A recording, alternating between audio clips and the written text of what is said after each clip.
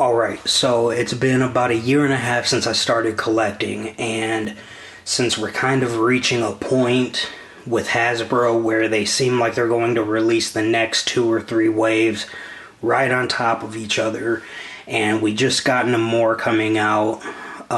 So they're releasing special figures on top of it and exclusives on top of it. Plus we have San Diego Comic-Con coming up.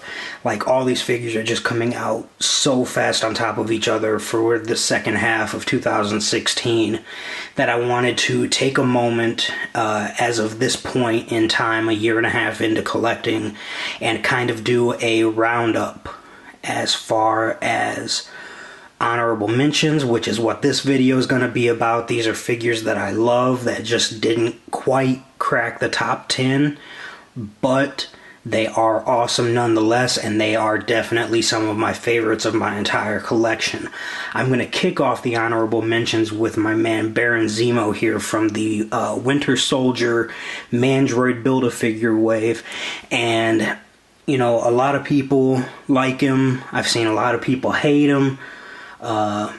I definitely love him, and I think honestly the big reason why I love him is just the overall visage of him. He just looks fantastic to me from head to toe, and I love the purple and the yellow accents and stuff. If he didn't have those damn gun holsters stuck on him where you can't take the guns out, he would be perfect. And I didn't bother, you know, getting his sword, but of course, you know, he has one. But if it weren't for those guns right there on his chest, he'd be a perfect iteration of the figure, and I really think he still is. I love the figure overall, and you know, those guns just kill any figure they're attached to, and he's not the only one that's going to get a mention of it. So, yeah, we start things off with Baron Zemo.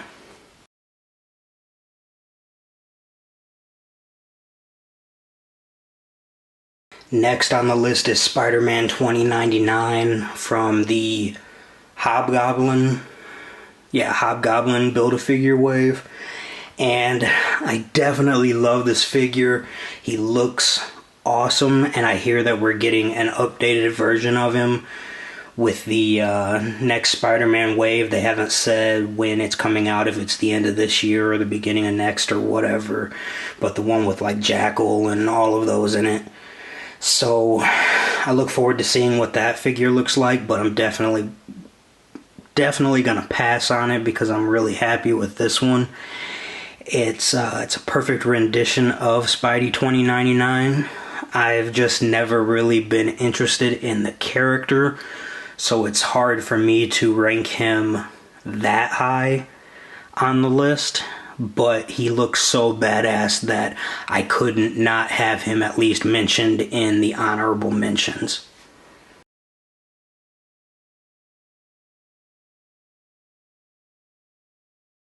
Alright, next on the list is one of the probably top two or three that people are chasing down right now, either because they can't find them anywhere or because they're trying to army build and screwing everybody else over by buying 15 of him at a time.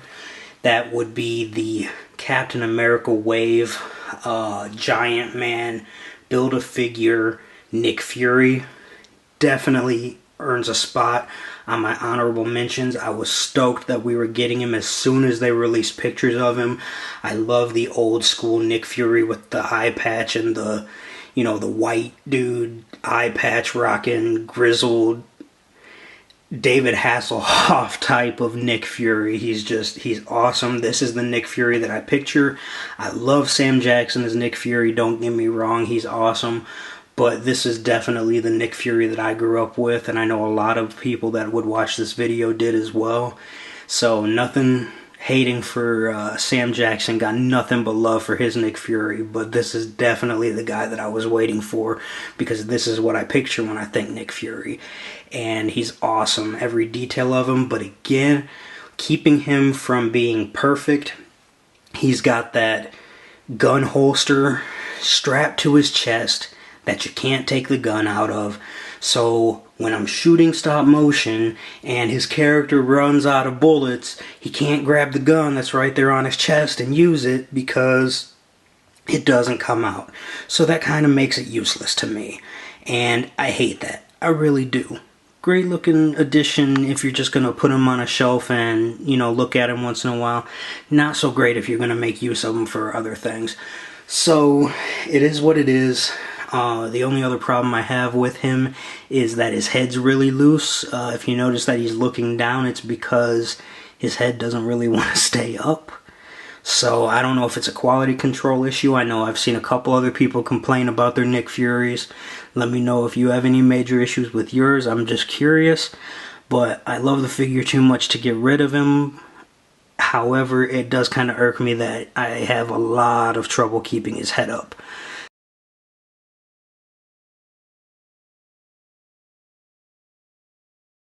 Next on the honorable mentions list has to go to Arnim Zola, the Build-A-Figure. I think he's awesome.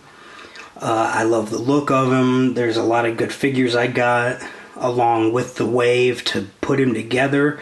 The only figure I think I still need or want from the Wave is Viper, and I was actually a little frustrated.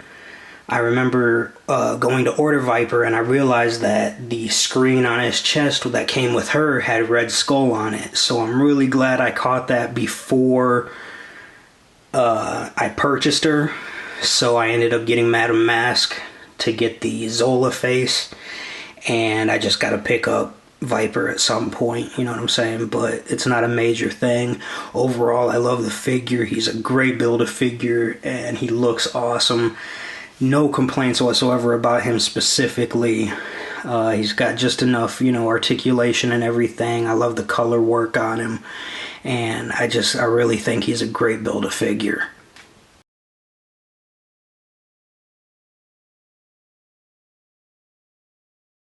Next on the list would be Iron Patriot. This is the comics version. I do believe in the same wave. If I recall correctly, he's from the Ironmonger Build-A-Figure wave. And in the same wave, they have the movie version of Iron Patriot, which, didn't really do it for me, but can't complain. I definitely love this version, the Norman Osborn version of Iron Patriot, and I think he looks awesome. He's got that great comic book vibe to him, to how he looks and the color scheme and everything and how he reads on camera. He's just an awesome version of the character, and I love Norman Osborn as a villain, so any version of him I can grab, I'm kind of down to get, so he really works for me.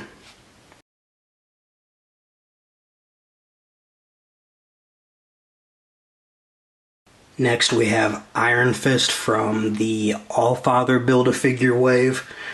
Again, I've seen some people say they love him, some people say they hate him. Personally, I love this figure. I think he looks awesome. He's badass in that white, and the blue tint that they put to the white makes it even better.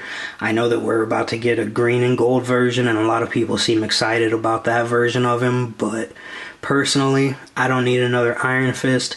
He looks great in the white and gold, and he comes with all different kinds of hands, which makes him, you know, hyper posable and hyper articulate when filming with him, and he's just perfect the way he is for this. One of my favorite figures, just didn't quite crack that top 10.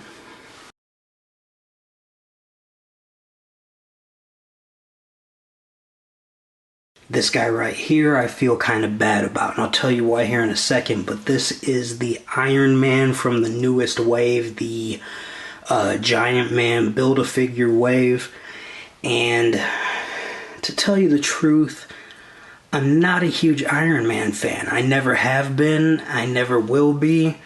I love Robert Downey Jr. playing Iron Man, but the character itself, I've just never been a huge fan of. So it was never hyper important to me to own an Iron Man, but if I have to own an Iron Man, Well, I do hear that the Thanos Build-A-Figure Wave Iron Man is pretty good. However, personally, I like this one a little bit more. Namely that he seems to be just a little bit bigger, as in somebody could actually be inside the suit.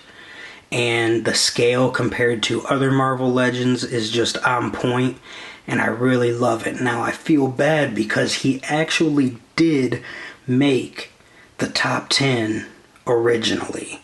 And then I picked somebody else up and fell in love with that character and that figure. And this guy, unfortunately for him, was the one that got bumped from the top 10 to make room.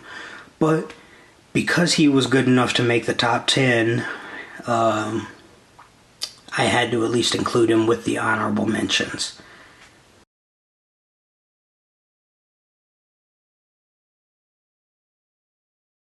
Last but not least on the honorable mentions, I have to go with Thor from the All-Father Build-A-Figure wave. I think he's awesome. I do think that the Thor, I'm not sure what he comes with, but I know he comes with chainmail on his arms and there's like blue highlights on his chest.